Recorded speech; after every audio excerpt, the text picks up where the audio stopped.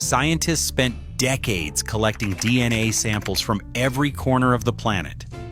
Indigenous tribes in the Amazon rainforest, nomadic communities in the Mongolian steppes, isolated island populations in the Pacific, remote villages in the Himalayas.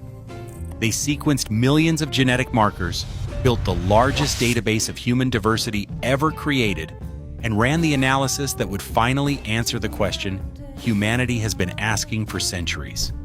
What they found shattered every assumption we had about race, ancestry, and what it means to be human. The results were so unexpected that some researchers initially thought their equipment was broken. The data showed patterns nobody predicted, connections nobody saw coming, and revelations that made headlines across every major scientific journal in the world. This is what scientists discovered when they compared the DNA of every race on Earth. If you're finding this helpful, hit subscribe. I cover groundbreaking science discoveries like this every week. Now let's talk about what the data actually revealed. The Human Genome Diversity Project began in the early 1990s with a controversial goal. Its aim was to collect genetic material from indigenous populations before globalization made them disappear. Critics called it unethical. Supporters called it essential. But everyone agreed on one thing: the data would change everything we thought we knew about human variation.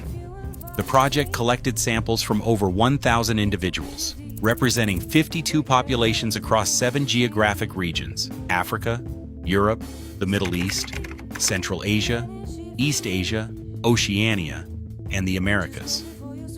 Each sample was processed through advanced sequencing technology that could read millions of genetic letters in a single run. The raw data filled entire server farms, petabytes of information waiting to be analyzed.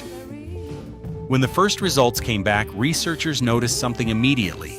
The genetic differences between so-called racial groups were far smaller than anyone expected. A person from Beijing and a person from Stockholm might look completely different skin tones, different facial features, different hair textures.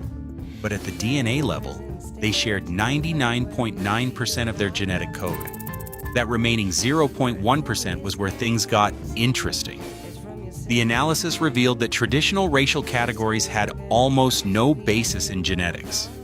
Someone from East Africa might share more genetic similarities with someone from Southern Europe than with someone from West Africa. A Native American population in the Amazon showed unexpected genetic markers found in populations from Papua New Guinea. The neat boxes we created for race didn't exist in the actual genetic data.